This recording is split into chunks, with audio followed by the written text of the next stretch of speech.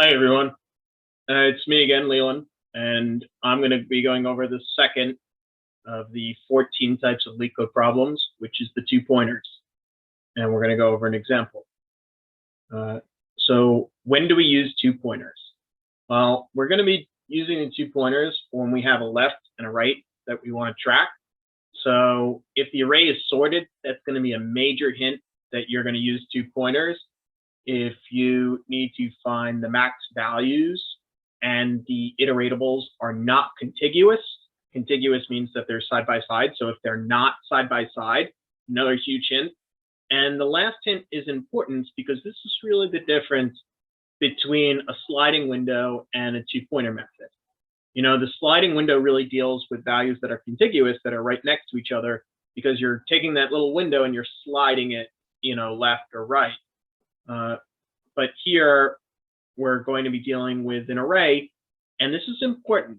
If it's sorted, it's a very strong hint that it is 2 pointers, but in this example, it actually is not sorted, and we're going to be using kind of I don't love this term, but like a pseudo sort, right? So we're going to do a condition. So here's a link to the example. It's going to be the problem with the most water. So given an array of height n, there are n vertical lines drawn on the endpoint so that the last line, so that the first line, is I0 and has a height at I. You're going to find 2 lines together so that the x-axis forms a container such that that container returns the one with the most amount of water. And this is important. You're going to be returning the container that can hold the most amount of water. You're not going to be returning a bunch of arrays, just the value that holds the most amount of water. So very long question. What does this look like, right? If you're following along looking at the Leet code, then you probably have the diagram in front of you and it helps a little bit, but we're going to look at that too, right? So what does this look like? Here's the function. The area is equal. It takes in a value, a height, right? And this height is an array of numbers, right? And so how are we going to do this? We're going to put 2 pointers, one on the left and one on the right, right? And this is the diagram that you get in the Leet code problem, right? You get your input here and you have an output of 49. Now, why is the value 49? And what am I even looking at, right? These vertical lines represent walls in your container that can hold water, right? So you have your 2 pointers that are going through your array, and you're kind of, looking which one holds the most amount of water. In this example, it's the one at the first index and at the very last index, right? That can hold the most amount of water, which is 49, right? And to kind of, there we go, to kind of go over what that looks like in slightly better detail, because I know that was confusing for some people, especially when they see all these lines and like, what do these lines mean? I don't know. Like, let's look at this on Excalidraw, right?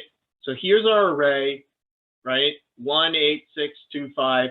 And here's the very first example. We're at the 0 index, and we're at the length -1, right? So this is the very first container. Our left pointer is at 0, and our right pointer is at the very last value in our index, which is length -1. And there are a few values that we have to kind of store in our right. We need the value for the indexes of our pointers, our left and our right pointer. We're going to be incrementing and decrementing our pointers, right, to move them closer and closer together, right? And we need to store what the minimum height between our 2 values is. Now, why the minimum height, right? So let's look at this example here where we have our pointer on 1 and our pointer on 7. Well, how much water can we hold in this container, right? When we have a wall at the first index and a wall at the last index?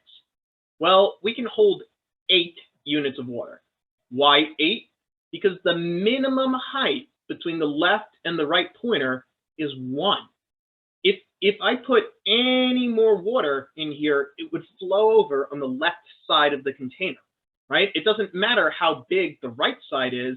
It only matters how big the smallest wall on the left or the right is. And that's actually how you're going to determine whether you increment the left pointer or you decrement the right pointer. Whichever wall is smaller is the one that you have to move inward, right? And that's kind of your pseudo sort, right? When I talked about that before. So the distance between the left and the right is 8, right? If you wanted to actually count it out, you could count out. I'm not going to do it, but it's 8. There's 8 indices between 1 and 7, right? And we know that area is length times width. Our length is the min height, right? The minimum height of one of those pointers. Because again, any more water and it flows over on the left side. The container can't hold more water because the minimum height on one side of the pointer is smaller than the height on the other side, right? Now let's go down to, all right, so now we said 1 is smaller than 7. So we're going to be moving our first pointer to the right. What does that look like? Well, now we're down, and now P1 is on 8. And we didn't move P2 because we said P1 was the smaller wall, right? So now we have a wall at 8 and a wall at 7. Well, the limiting factor now is the right pointer, is P2, right? So you can guess that when we move again, which one are we going to move? We're going to move P2 now, right? Because P2 is now smaller than P1. And you might be like, well, this is the solution. Why am I going to move it at all? Well, because you don't know that it's the solution. You just know that you have to actually test this in O of n time. There's no way around that. You have to move inward. You have to move inward until you've tested every value, because you might get through your array and you might find a wall that's like 1,000 units high, right? So, you know, and another 1,000 units high. So you might have a super, super tall container right in the middle. You have to test every value. But on this example, right, our limiting factor is 7, right? So we're on container number 2. And now I screwed that up. I'm very sorry. The left pointer is at index 1, not the right one. And the right is at length minus 1. Let's see if I can fix that right now. There we go. So let's see. That might be a little hard for some of you to read, so I'll just highlight it, right? So now our min height is 7, right? Again, if we added any more water, the water would now flow over not on the left side, but now it would flow over on the right side. I hope all of you can picture that if you had a cup and the cup was smaller on one side, the amount of water that you could fill it height-wise would be equal to the length of the smallest side, right? And now the distance is not 8, now it's 7, right? So that's also something that you have to bear in mind, is that now the distance is closing and the area that your container can hold is the length times the width. So every time you shrink the container, you can hold less and less water, right? But because our container size is so much larger, it won't matter, right? But we will see that it matters as we move in between, say, 8 and 8, right?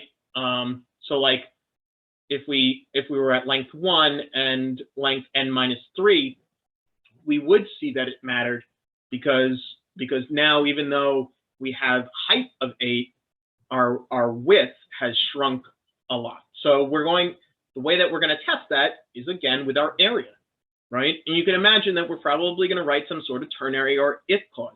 If the new area is bigger than the old area, then replace it, right? I'm not going to tell you how to do that, but that's a major hint on how to solve this problem, right? So now we're doing our area calculation all over again. Our length times our width. Now our minimum, our length or height is the min height, right? That's 7, and the width is the distance between those two, which is now 7. So now our new area is 49. and 49 is bigger than 8. So this is going to replace our old area, right? And I'm going to do one more example with you guys. And now, because I wanted you to see that when one size of the container is smaller than the other, you move that pointer. That's how you decide which pointer to move, is based on which wall is smaller. Well, 7 is smaller than 8. So in this one, we don't move the left pointer or P1, we move the right pointer by decrementing, right? We're moving inward. And now on this third container, our right pointer, did I still do this? I did this again, I'm sorry.